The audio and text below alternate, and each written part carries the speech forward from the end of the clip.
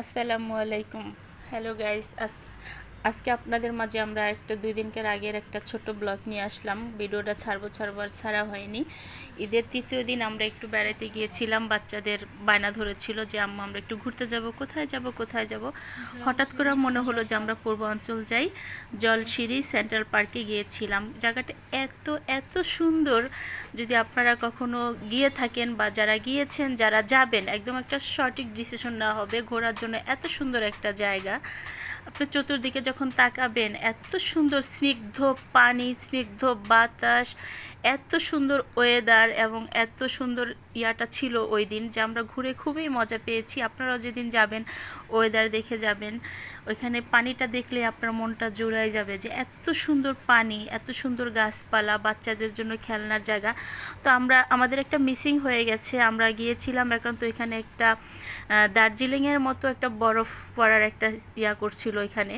তো আমরা যখন গিয়েছিলাম উদ্দেশ্য ছিল ওইটাই, কিন্তু ওই দিন ওটা অফ ছিল, মানে ওটা যে কোনো ঝামেলার কারণে অফ করে রেখেছে। ওটার সাইডে এত সুন্দর একটা বসার জায়গা আছে, সেটা হচ্ছে পাহাড়, মাছ, এরকম একটা সিস্টেম করে রাখছে। আপনার মনে হবে যে আপনি সিলেট গিয়েছেন। মানে সিলেটে যে একটা রিসোর্ট আছে না, যে ছোট ছোট পাথরের মতো থাকে, মানে আপনি হারাই যাবেন এক কথা। ওইখানে গেলে আপনার মনটা এতটাই ফ্রেশ হয়ে যাবে যে আপনি না গেলে বুঝতে পারবেন না।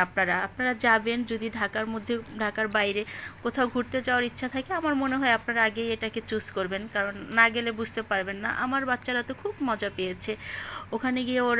আমরা মানে সবাই আমরা মিলেমিশে কয়েকজন গিয়েছিলাম ফ্যামিলির। তো আমাদের অনেক ভালো লেগেছে, আপনাদেরও ভালো লাগবে। বাচ্চারা বিশেষ করে অনেক মজা পায়, কারণ এত জায়গা, এটা আপনি ঢাকার ভিতরে কোথাও পাবেন না। তো ওখানে যখন আমরা গেলাম অনেক রৌদ্র ছিল, এজন্য অনেক ভিডিও আমরা করতে পারি নাই। তো যখন একটু ওয়েদার আবার অন্যরকম হয়ে গোধূলি পড়তে নিছে, তখন আবার বাচ্চারা বলতেছিল যে আমাদের খুব টায়ার্ড লাগতেছে। এজন্য আমরা যতটুকু পেরেছি নিয়েছি।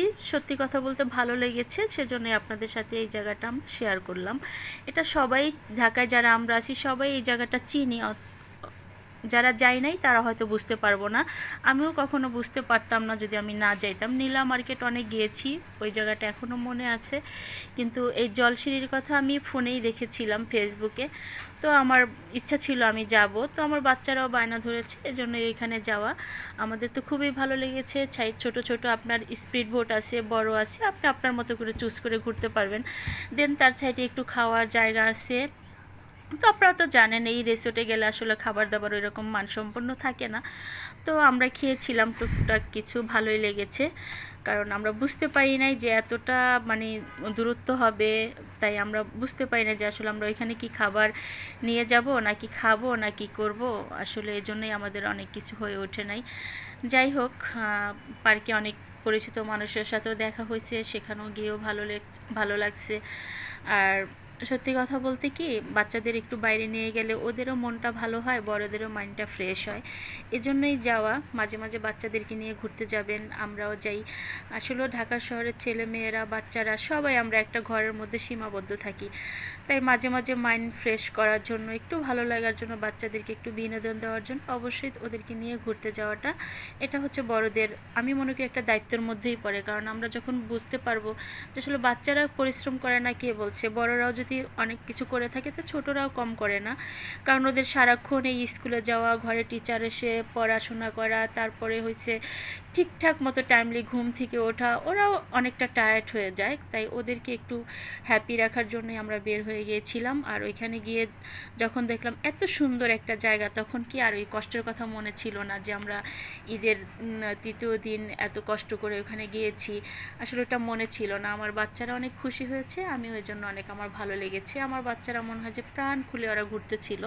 এটাই আমাকে বেশি উৎসাহিত করছে, এবং ওরাও আমাকে বলছে যে অনেক মজা পাইছে, যে মামনি অনেক ভালো লেগেছে, আবারও কখনো সময় পেলে আমাদেরকে এখানে নিয়ে আসবো। আমি বলছি আচ্ছা ঠিক আছে, নিয়ে আসবো। তাই আপনাদের মাঝে এই ভিডিওটি দিলাম,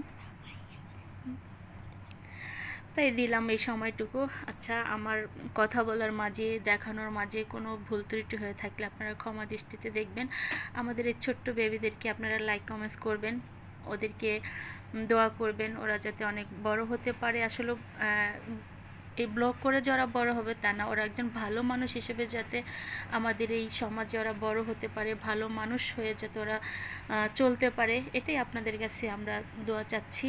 আমরা ওদের জন্য অনেক দোয়া করি, কারণ মা বাবার দোয়াটাই হয়েছে পৃথিবীর শ্রেষ্ঠ দোয়া। প্রত্যেকটা মা বাবাই যেন তাদের সন্তানদের জন্য দোয়া রাখে, এবং আমরাও সবার জন্য দোয়া করি আল্লাহ তাআলা যাতে প্রত্যেকটা ঘরে ঘরে নেক সন্তান দেয়। তো ছেলে হোক আর মেয়ে হোক, তাদেরকে বাইরে বন্ধুত্ব না করতে দিয়ে ঘরেই মা বাবাই আমরা বন্ধু হয়ে যাব, তাহলে হয়তো ওরা সারা জীবনটাই ভালো থাকবে। আপনারা ওদের পাশে থাকবেন, আপনারা ওদেরকে সাপোর্ট করবেন। ওরা ছোট্ট মানুষ, ওরা চাচ্ছে একটি ছোট্ট ব্লগার হইতে। তো ওরা এরকম ছোটোখাটো অনেক ব্লগ হয়তো বা আপনাদের মাঝে সামনে নিয়ে আসবে। আপনারা ওদের জন্য দোয়া করবেন, আর আমরাও যাতে ওদেরকে সময় সুযোগ করে কোথাও নিয়ে যেতে পারি, তাহলেই